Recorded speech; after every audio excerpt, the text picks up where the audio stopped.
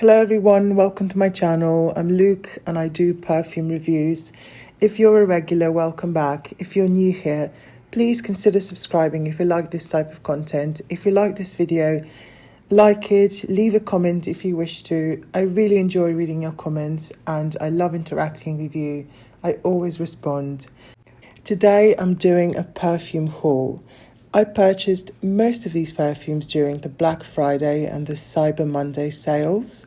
And initially I purchased just one, but then I ordered two more because I found some amazing deals and I couldn't miss out on them. So if you're interested, please continue to watch. The first fragrance that I got in the Black Friday sale is a huge 75ml bottle of Gucci Rush, which is one of my staples in my collection. It's one of my favorite scents. I ran out of my previous bottle, so I decided to repurchase it because I found it for a good price. I paid around £50, which equals €55 or $63 for this 75ml bottle, and I'm really happy to own Gucci Rush again. I did review it on my channel almost a year ago, so check out my full review if you wish to. Gucci Rush is a classic fruity floral patchouli scent. It was created in 1999 by perfumer Michel Almerac, whose creations I very much enjoy. Gucci Rush is your plasticky, futuristic scent that is almost impossible to describe. You get some milky peach, gardenia, coriander, lots of earthy patchouli, as well as some rose, vanilla, and vetiver. This was an iconic clubbing fragrance back in the early 2000s. It comes in this stunning neon red cassette-shaped bottle, which is both classic and futuristic. The scent is a bit plasticky, but in the best way possible. It doesn't smell like straight-up plastic or burning electronics like many people describe. I find it very unique and addictive. I think I love it so much because of the patchouli, and I tend to gravitate to patchouli-heavy fragrances. In my opinion, Gucci Rush is a masterpiece, and it's extremely unique by today's standards. It's also a very polarizing fragrance. This is definitely not for everyone. I know some people who absolutely hate it, but when they smell it on me, they like it. So that was Gucci Rush from Gucci, and I move on. The next perfume that I purchased is a super underrated fragrance that no one talks about here on YouTube. I searched and searched and I couldn't find any videos mentioning it, except some videos in Russian. I'm talking about Kenzo SAS, which translates to "This smells good." It's an EDT and it was released in 1997, but it's considered a reinterpretation of the original Kenzo from 1988, which is another cult classic that so many people love. So it's technically still an 80s fragrance, even though it was re-released in the 90s. The nose behind it was Françoise Caron, and she was also the nose behind the original Kenzo by Kenzo from 1988. Françoise Caron is Olivier Crespe's sister. They both come from Grasse, and they're both renowned French perfumers, and I like many of their creations. But let's talk about this scent.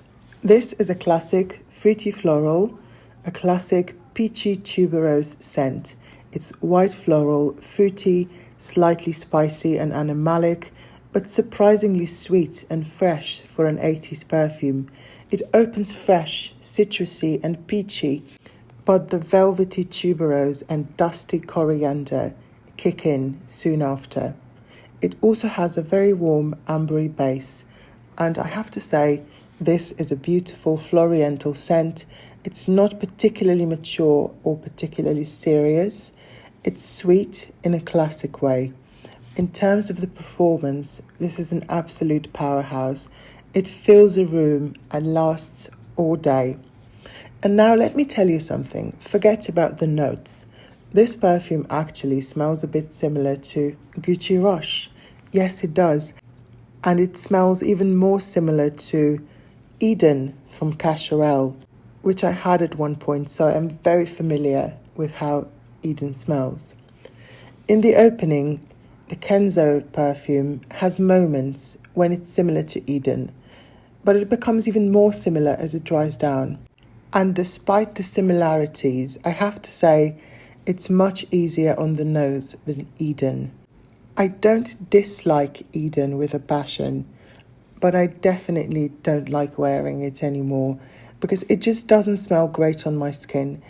And I thought this was going to be a problem with Kenzo SAS too, because it smells so similar to Eden, but I have to say I'm enjoying wearing this one a lot. It's more floral than Eden. The tuberose saves it from becoming Eden, in my opinion. Eden is fruitier, more artificial smelling, and I really don't care for it.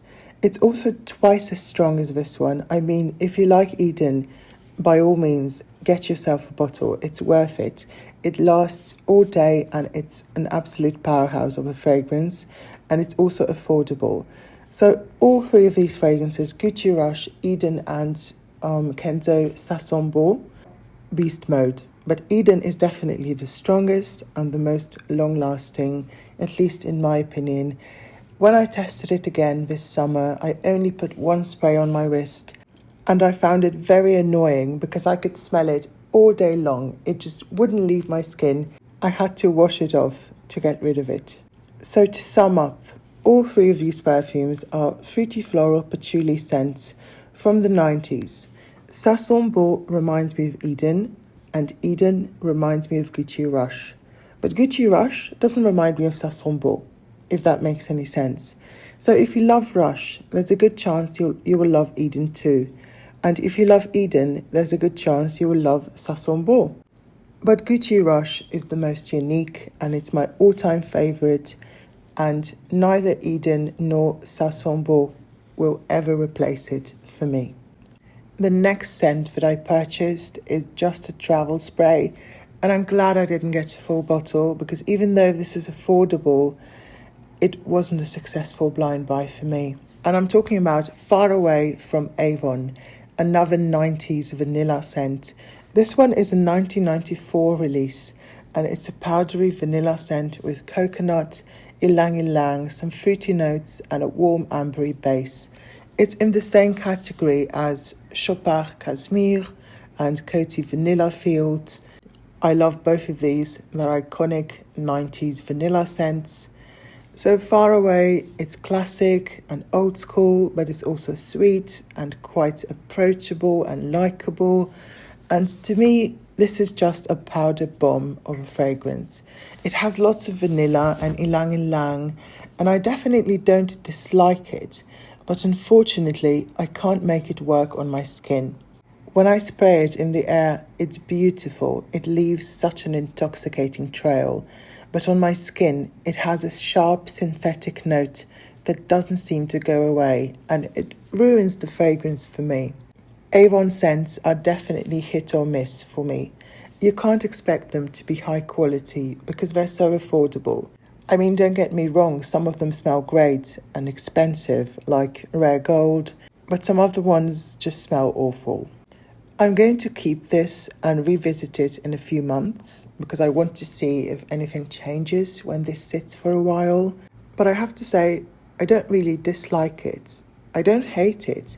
When I smell it on the nozzle, when I smell the nozzle, the sprayer, I really like it. But when I put it on my skin, it just doesn't smell great. If I happen to have a change of heart, or if I change my mind about this and start liking it a lot, I'll definitely let you know. But for now, this isn't working for me, and I'll just put it in my decant drawer and probably revisit it in the spring. Maybe something changes, maybe not. Who knows? Let's move on. The next perfume that I purchased is actually a new release, and I rarely purchase a new release unless I'm very intrigued by the notes. And as soon as I saw this, and as soon as I saw that it gets compared to Serge of Lyra, a scent that I love but refuse to buy because it's so expensive, I had to get this. And I'm talking about Devotion from Dolce&Gabbana. I picked up the smallest bottle that was available, and I didn't overpay it because it's been out for a few months. So it's already available on your discount sites, and you can get it for much less. I mean, not much less, but at least you don't have to pay retail, which I never do, if you know me. So this scent is actually a gourmand. And I have to say that even though I generally dislike gourmands, and I don't want to smell like a cupcake, my tastes have been expanding, and I'm starting to appreciate some gourmands that are not too sickly sweet, and this is one that I decided to try with an open mind. And I have to say, I don't love it, but I like it. So let's talk about the notes. Devotion has 3 main notes: candied lemon, orange blossom, and vanilla. It was created by Olivier Cresp. This is your typical citrusy gourmand fragrance. This is your lemon drizzle cake, but it manages to still smell perfumey. It's not a straight-up foodie gourmand, in my opinion. It opens fresh, citrusy, zesty, and almost bitter, in my opinion. And I'm not going to lie, I found it a little unpleasant when I first tried it, but it keeps getting better and better. The dry down is the best thing about this fragrance. You get that creamy, sweet vanilla, but the citrusy notes never go away completely. I wouldn't say this is a dupe for Xerjoff Lyra. It's much less dense, it's fresher, and it's not as spicy as Lyra. It has a similar vibe, but I wouldn't call it a dupe. I also have to say that the bottle feels expensive and heavy. The cap too is really heavy, which is always a good thing. I can't say much about the performance because I haven't given it a full wear. I've only been testing it on my hand for a few days, and so far so good. It's a moderate performer and it lasts a good 7 to 8 hours on me.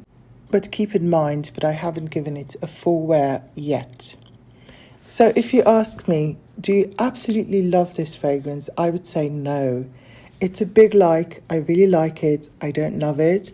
It's nice, it's pleasant, but it's nothing to write home about. Would I pay full price for it? No. Am I happy that I own this 30ml bottle? Yes, I am. I really like it.